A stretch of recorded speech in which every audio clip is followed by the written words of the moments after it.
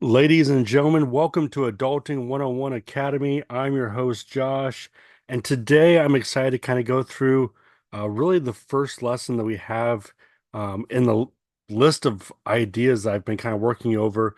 And this is one that I've actually done in the past before for other reasons.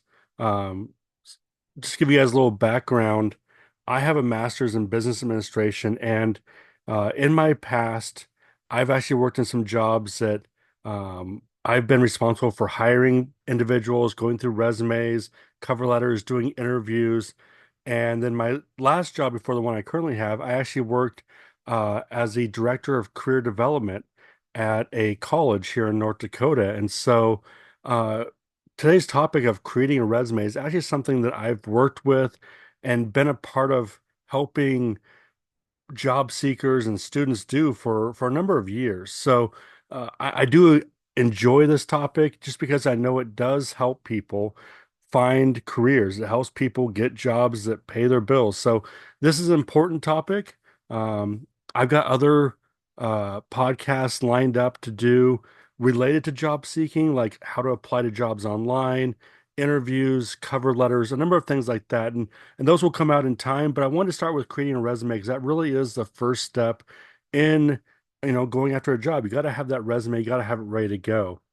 So let's go ahead and jump right into it. And right off the bat, when you're starting the process, I recommend that everybody gather documents and get a experience history kind of written out, and just so it's easier to find, just so you know, hey, what's going on, so we don't have to keep questioning when did I start the job, when did I end the job, when did I do this training, when I not do this training, addresses, phone numbers, names, all those things. You just have one document, make it easy. Now you can do that as a Microsoft Word document. That works.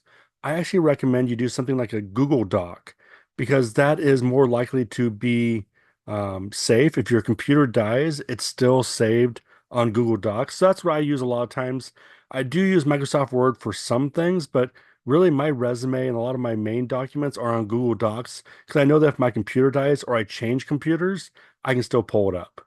Now, once again, with that whole uh, master list, you got to make sure you have dates. That is important. That's one of the biggest things that I know that I've struggled with is trying to remember, hey, what year did I start this job? What month? When did I end it? That type of stuff. So do that type of stuff. Update employer names, dates, contact information once again. As you leave a job, make sure you're updating information and just keeping things going. Now, along with that, one of the things that I'd recommend is that you check what your email is.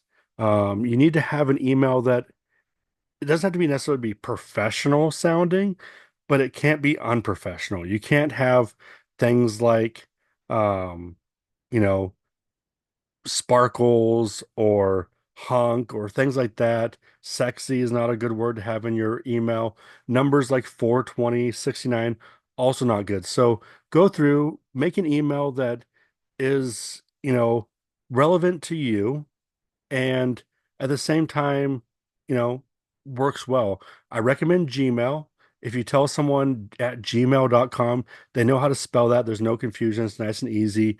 Yahoo works as well, but I personally don't like the Yahoo platform for email. But if you do, that's great. It doesn't really matter. Either one works. But once again, do something that is at least it doesn't have to be professional, but at least it's not unprofessional. So I recommend using like your full first name, full last name. If you have to, put your middle initial in there.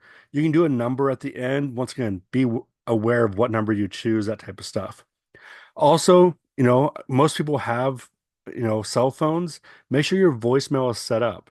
If someone gets your resume and they like you and they want to contact you for an interview, but maybe your phone's on silent or it's in a different room, you don't hear it. If your voicemail is not set up, they can't leave you a voicemail. You may have missed your opportunity. So something to think about.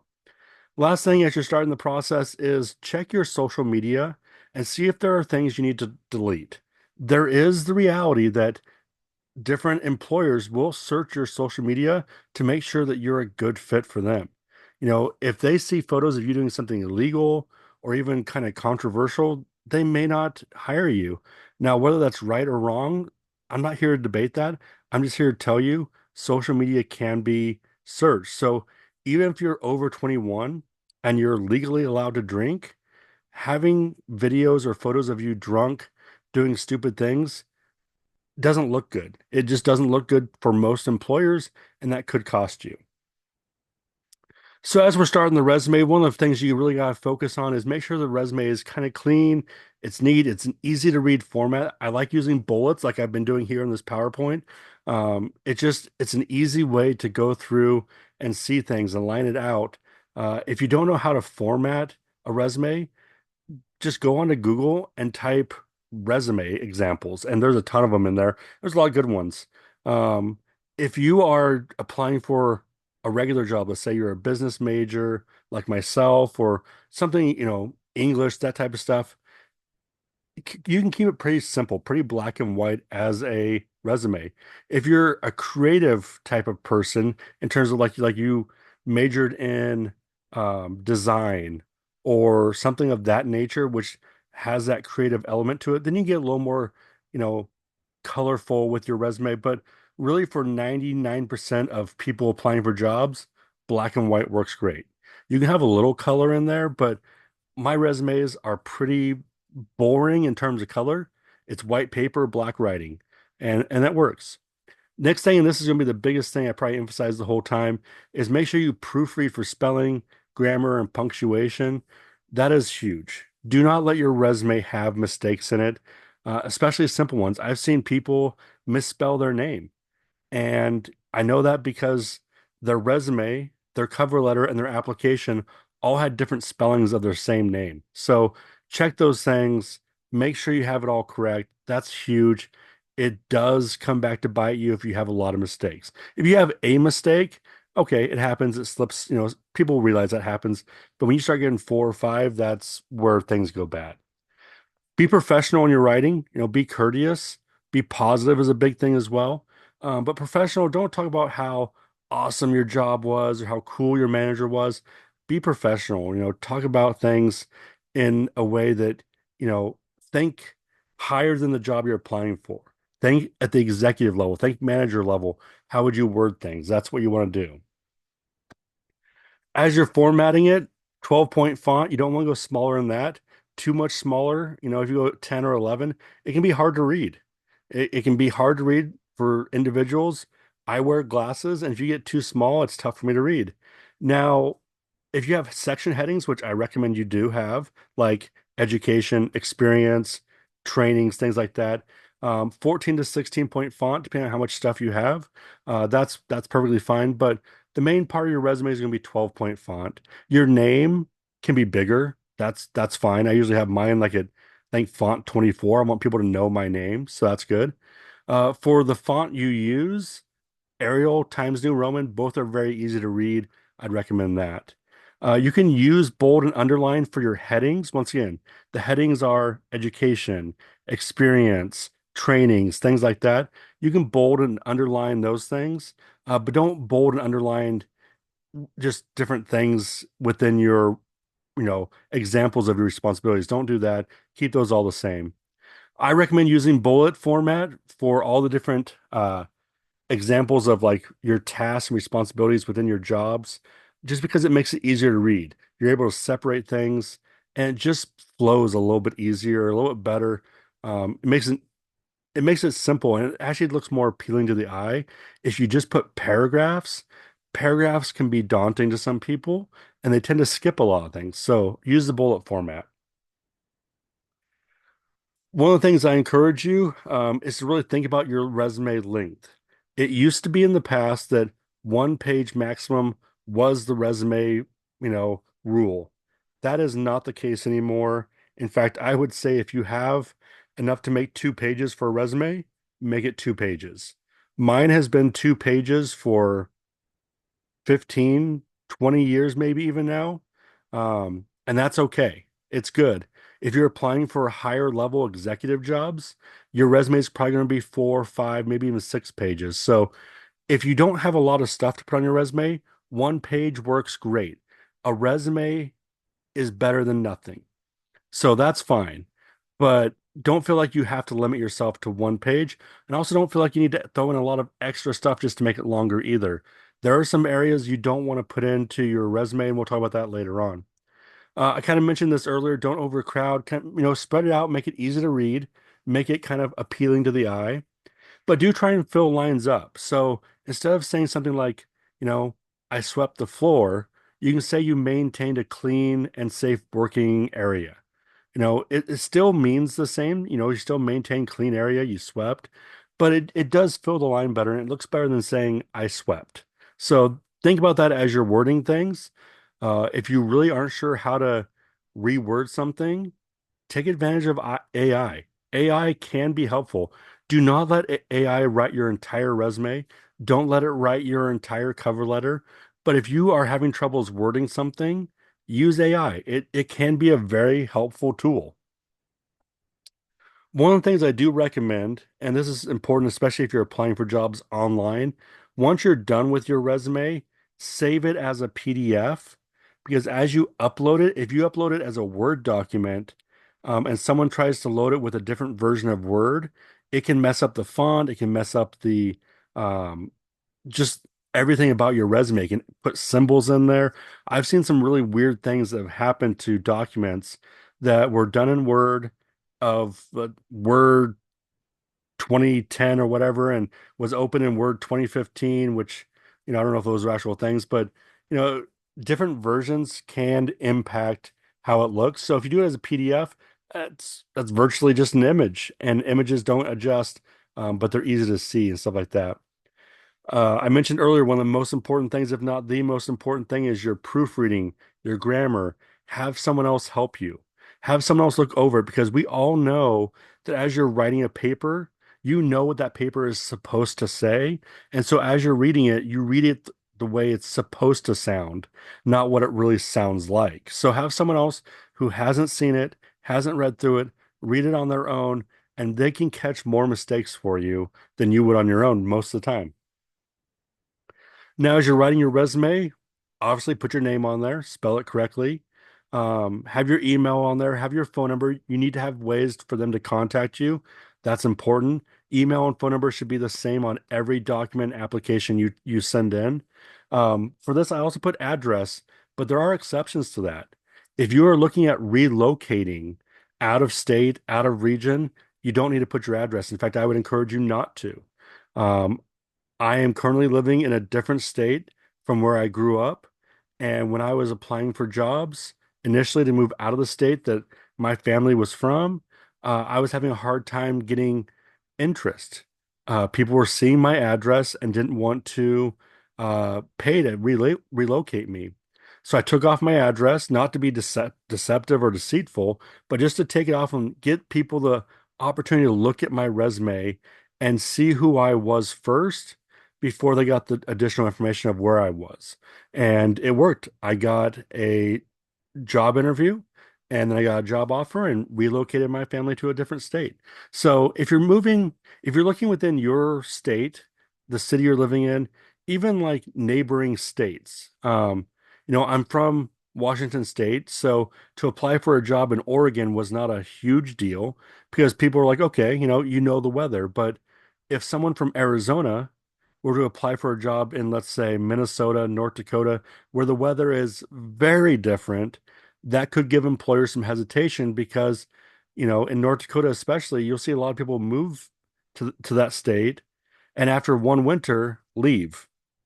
I've also known people to move to North Dakota and before the first winter even finished had moved. So that's why address isn't always needed, but it's something to think about. As you're putting your resume together, education, college, even if you don't graduate from college, if you've taken college classes, that's still something you can put on there. So even if you're a freshman in college and you're just starting, you can still put that on there. That talk about what you are majoring in. Talk about when your anticipated graduation date is. That's great. Um, if you're fresh out of high school, leave your high school on there. That's fine. As you get older, especially once you've graduated college or have had a few jobs, high school doesn't really need to be on your resume. That's something that's kind of expected to either have your high school diploma or your GED for the most part. So that's kind of an expected thing. You don't necessarily need to put it on there unless you're trying to get a job at the schools you went to, that type of stuff. So Really, high school is not needed after really a year or two out of high school, um, as long as you've gotten some work experience or college experience.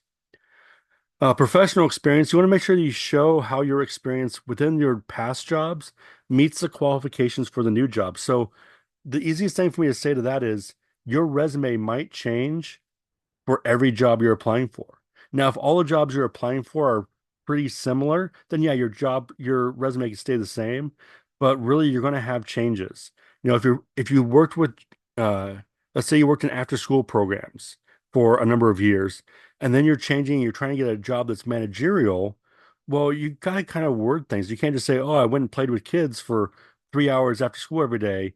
You need to talk about how you plan things, how you organize things, how you interacted with parents. Maybe you oversaw volunteers, that type of stuff. Really focus on the job you're applying for and writing qualifications that are truthful, but match up with that job you're going for. Highlight your achievements. This is the time for you to really brag about yourself. That's good. Use facts though. Do not lie. Do not inflate things.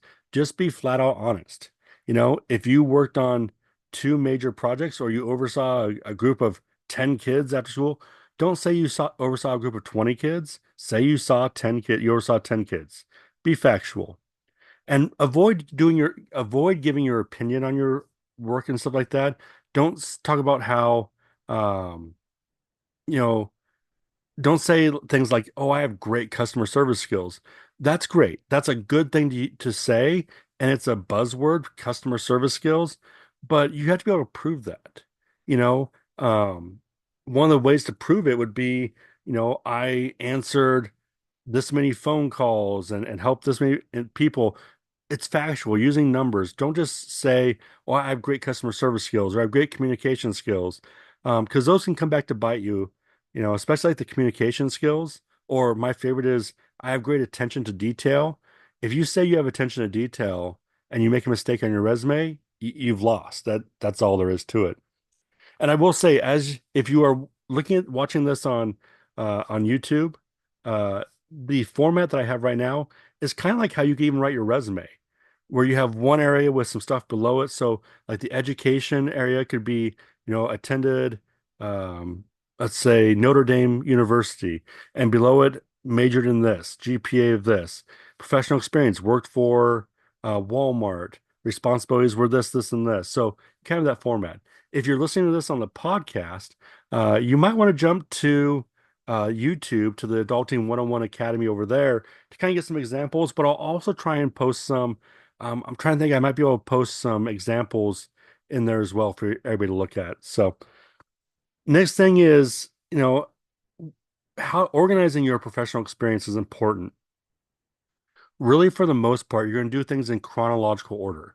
So you're going to put your most recent job at the top, the job before that below it, and the job below that before that below that, and so on. There are some times where you're going to do more of a functional format. And this is actually one I tend to use because my background is pretty spread out in the type of jobs that I've had. So depending on what type of job I'm applying for, I may bump some jobs up higher to show that I have experience in certain areas and move some jobs that are more recent down lower. Just so my resume highlights how I match with the job I'm applying for. Really, for the most part, I tell everybody do chronological. It's the easiest format. Once again, if in the future, as you get older and you have more experience, you're like, oh, I'm applying for this website design job, and my job jobs ago was website design, then yeah, bump that one to the top. Give that one a little more emphasis so people can see, hey, I've done this job before. As you're doing it, you do want to make sure as you're writing your different responsibilities and things in your experience area that you write them in the same style and you want to make them sound similar. You don't want to be sound like there's three different people writing your resume. And one key thing is to make sure you write in past tense for any job that you are not currently doing. So any job that you've had in the past, every responsibility that you had in that job needs to be written in past tense. Now, if you currently are in that job, then yes, everything should be present tense. So make sure you know the difference. It does help out. And if you have it flipping back and forth between past and present, it can be a little weird reading it, and it could kind of be seen as a mistake, a lack of attention to detail.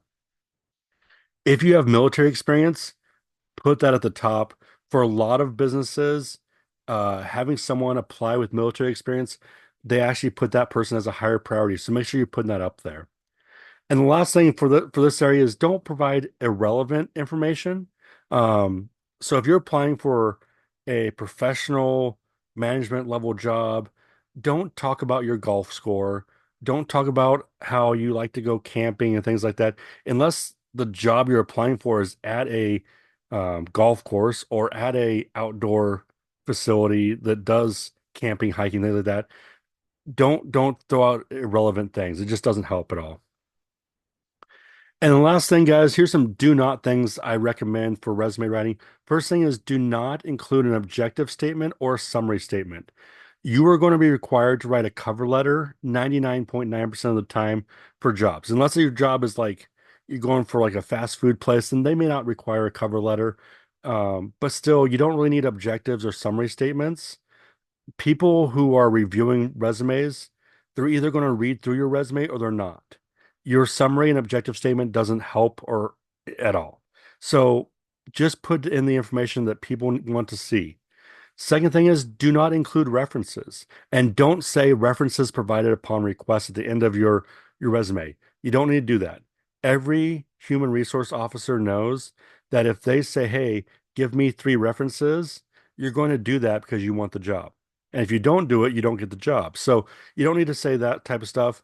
References are a separate document. So you have your resume, you have your cover letter, you have your references. They are all different documents. Now, there are some jobs that say, hey, provide 3 to 5 references.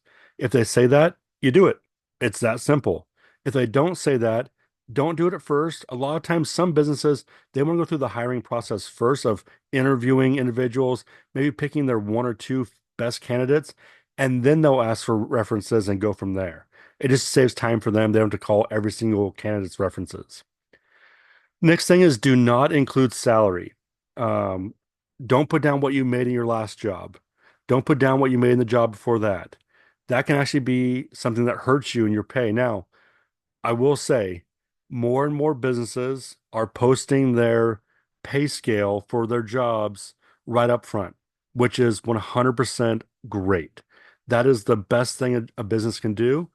So people who don't have any doubts about what the job pays, it helps out in a lot of ways. And in some ways, in some things, I believe for veterans, it is required if they're going through veteran benefits and things. I'm not sure all the details on that. I know there's something to that. I don't remember what all it is, that the job has to have pay scale posted um, with the job description in order for them to get special benefits. I'm not sure what all it is. I've just heard this, and I'm pretty sure I'm confident enough to say it to you guys. So most businesses are listing out salaries, some don't. But don't put down your salary just because it can give them a chance to possibly lowball you with an offer. So just don't do it unless you're required to. If the application requires you to do it, then so be it. The other do not thing I recommend for resumes is don't include areas like hobbies or talents or even skills. Now, skills I want to pause on for a second because there are some jobs and there are some fields in which skills is a legitimate area on your resume, like nursing. There are some skills and techniques that nursing students learn that the average person doesn't know that can be put in there. Um, I've worked with students who were line workers, and a part of their skills included having a CDL, you know, being experienced in driving different vehicles or using different machinery. Use skills for that. If you have different machinery skills or techniques like nursing techniques or whatever, anything like that, computer programming, those things, yes. But if your skills are computer skills, like turning on and off a computer or checking your email, checking online, that's pretty much required of most jobs. That's a basic requirement, not really a skill. Hobbies, don't put that on there.